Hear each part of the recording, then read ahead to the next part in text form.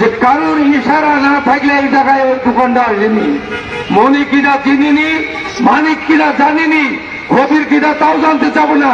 কোন খাটকে ছেলে এই জায়গায় আমার জীবনে আমি মহাসিন বাইরে থাকি একটা কিছু এখানে বলতে দেবো না। আমরা নবাব সিরাজের সেই কথায় চাই, আমরা বাংলাকে ভালোবাসি, বাংলা নবাবকে ভালোবাসত। এখন কে বলেছিল? নবাব সিরাজউদ্দৌলার যে লোকটা শেখ পর্যন্ত ছিল তার সেই গোলাম আছে। আমরা গান্ধীর মানুষ, এই মসজিদকে ভালোবাসি। এই মসজিদের জন্য যে জায়গাটা ছিল আমরা ইচ্ছাকৃত গান্ধীর মানুষের হয়ে সেদিন বলেছিলাম যদি গান্ধীর মানুষের দরকার হয় আমরা আমাদের অজুখানা পায়খানা পেশাখানা ভেঙে নেবো। আমরা নিয়েছি, কিন্তু মজা দেখছি 7 মাস বাইনি আমাদেরকে সিনেমিনি করা হচ্ছে। এই সিনেমিনের ভেতর থেকে কিছু স্বার্থান্বেষী লোক তারা ব্যবসা করছে, কেউ ঘরে বসি আর একজনকে বলছে তুই দোকান দে। এই খেলা এখানে হবে না। আমরা পাইছি থাকতে খেলা খেলতে দেবো না। তার দোকান কোথায় যাবে? রোজা বেরিয়ে দেখছি বাবা উড়ি চলে যাবে, হুলু করে ছেড়ে দেবো।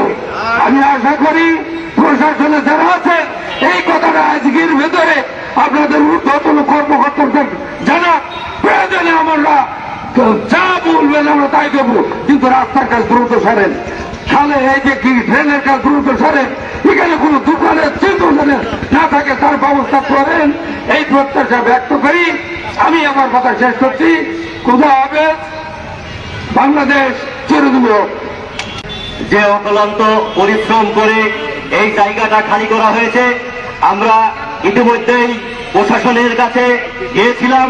ওনারা আমাদেরকে বলেছিল যে আমরা অতি দ্রুত এই কাজটা সম্পন্ন করে দেব। ইতিমধ্যে মাহে রমজান চলে আসাতে ব্যবসায়ী বিন্দু ঐক্যবদ্ধ না হওয়ার কারণে আজকে হয়তো দেখা যাচ্ছে যে এই বাজারঘাট বন্ধ করা হচ্ছে না। আগামী দিনে যদি এই মাহে রমজানের মধ্যে যদি এই সমস্ত কাজগুলো যদি পরিষ্কার না করে, তাহলে আমরা রোজার পরে ইনশাল্লাহ সমস্ত ব্যবসায়ী, জনগণ, ভ্যান চালক, অটো চালক সবাইকে নিয়ে আমরা একটা দীর্ঘ আন্দোলন গড়ে তুলব। যতক্ষণ পর্যন্ত এই রাস্তার কাজ সুন্দরভাবে সম্পন্ন না হবে আমরা ততক্ষণ পর্যন্ত এই মাঠে থাকবো ইনশাল্লাহ। এবারে আপনাদের সামনে সেই অক্লান্ত পরিশ্রমী মানুষ যে আমরা বিগত দিনে কাউকেই এই গাংনী বাজারের ব্যবসায়ীর সাথে পাই নাই, শুধুমাত্র সেই মকবুল হোসেন মেঘলা তার অক্লান্ত পরিশ্রমের কারণেই রাস্তা করার জন্য, এইখানে যে দোকানপাট অপসারণ করার জন্য ব্যবসায়িকদের সাথে নিয়ে আমি আপনাদের সাথে করে নিয়ে আন্দোলন সংগ্রাম করেছিলাম। সেই আন্দোলন সংগ্রামের ফসল আজকে এই জায়গাটা ফাঁকা হয়েছে। আগামী দিনে ইনশাল্লাহ এই জায়গায় গোল চত্বরে হবে। সম্মানিত নেতৃবৃন্দ, সম্মানিত ব্যবসায়িক বৃন্দ, আমি আপনাদের আজকে 2টা কথা বলতে চাই। আজকে এই বাজারে ধুলা উঠছে 2 মাস ধরে। প্রত্যেকটা দোকানদার অস্থির হয়ে গেছে ধুলা বন্ধ করার জন্য। অসংখ্যবার আমরা আন্দোলন সংগ্রাম করেছি এই জায়গা ফাঁকা করার জন্য। আমি কিন্তু বাজার কমিটির কোন সভাপতি, সেক্রেটারিকে একদিনও এখানে এসে ব্যবসায়ীদের সাথে শরীক হতে দেখিনি। বরঞ্চ এই সভাপতি, সেক্রেটারি এই আমাদের এই জায়গা যেন ফাঁকা না হয় সেই জন্য তারা আমাকে চাঁদাবাদ সাজানোর জন্য সেনাবাহিনীর কাছে, আর্মির কাছে, র্যাবের কাছে, পুলিশের কাছে আমাকে চাঁদাবাদ সাজানোর জন্য তারা বিভিন্নভাবে অভিযোগ দিয়েছে। সম্মানিত ব্যবসায়িক বৃন্দ, আপনারা দেখেছেন এই জায়গা ভাড়া করতেছে অসংখ্য মিথ্যা বানোয়ার তথ্য ফেসবুকে দেওয়া হয়েছে আমি নাকি চাঁদা চেয়েছি। আমি যদি চাঁদা চাই, চাঁদা তো চাবো ব্যবসায়িকদের কাছ থেকে। আমার চাঁদা ছেলে এই ব্যবসায়িকরা আমার কথায় এখানে আসতো না বন্ধুরা।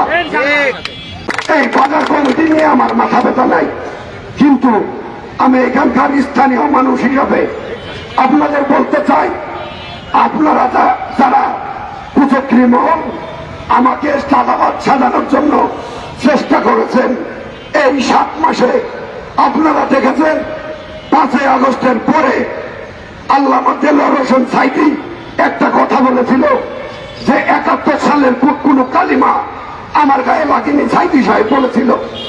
আমি আপনাদের বলতে চাই 5ই আগস্টের পরে মেঘলার গায়ে কোন কালিমা কেউ দেখাতে পারবে না। মেঘলা যদি একটা মানুষ বলতে পারে মেঘলার আচরণে, মেঘলার ব্যবহারে আমরা কষ্ট পেয়েছি, কোন ব্যবসায়িক যদি বলতে পারে আমি আজকে এখান থেকে আমার রাজনীতি থেকে আমি পদত্যাগ করব। সম্মানিত নেতৃবৃন্দ, সম্মানিত ব্যবসায়িক বৃন্দ, আপনারা দেখেছেন রাত্রের অন্ধকারে একটা মেয়ে মানুষ একজনকে মারতে পারে। আপনারা কত বড় বাহাদুর, যদি ক্ষমতা থাকে তিনু মানে প্রকাশ্যে এসে সামনে দাঁড়ান। এই জনগণ আপনাদের বেড়ে রান ধলাই দিয়ে আপনাদের প্রশাসনের কাছে অর্পণ করবে। সম্মানিত ব্যবসায়ী বৃন্দ, আজকে এখানে আমি যেহেতু একটা রাজনৈতিক দলের নেতৃত্ব দিই, এইখানে বিভিন্ন ভাবে বিভিন্ন ফেক আইডি থেকে জাভেদ মাসুদ বিল্টনের নামে এখানে দুর্নাম করা হচ্ছে।